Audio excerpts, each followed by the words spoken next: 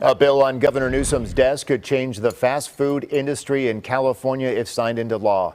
The controversial bill would create a council to set workplace standards for fast food employees. KTVU's Christina Rendon live tonight in Alameda with more on the story. Christina? Well, Mike, this bill would give a lot of power to fast food workers. It's something that supporters say is desperately needed. But if you talk to opponents, they say, look, protections are already in place, and this could set a precedent that goes beyond the fast food industry.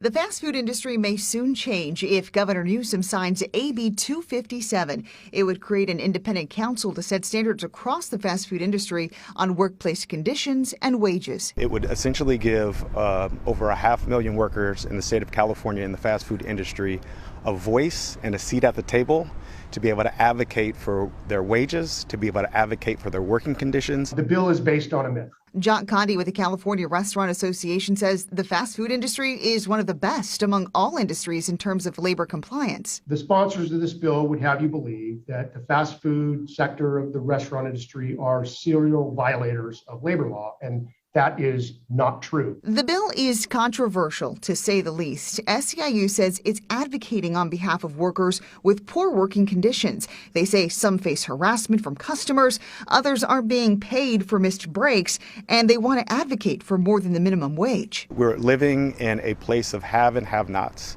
And you have folks who are working, 30, 40, 50, 60 hours a week and still can't afford to pay their rent, still can't afford medical bills, still can't afford to provide for their families. But opponents worry about rising costs in a low profit margin industry. Condi believes workplace policy should be left to the lawmakers who are accountable to voters.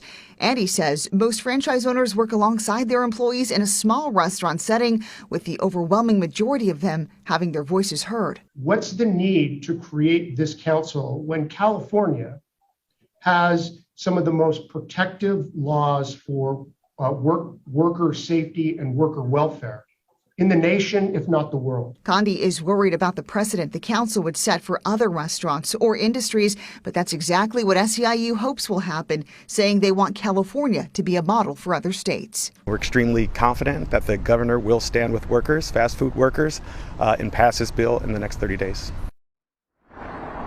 So this will be really interesting to see what Governor Gavin Newsom does here, because it's kind of tough. He has long had support of SEIU in his political career, but at the same time, he's also a restaurateur himself and understands the plight of the restaurant industry. And Mike, I just want to say the president of McDonald's put out a letter today saying that he is all for minimum wage increases, or having wage increases for workers across the spectrum. But he calls this legislation lopsided, controversial, and also says that it's hypocritical. He does not support it.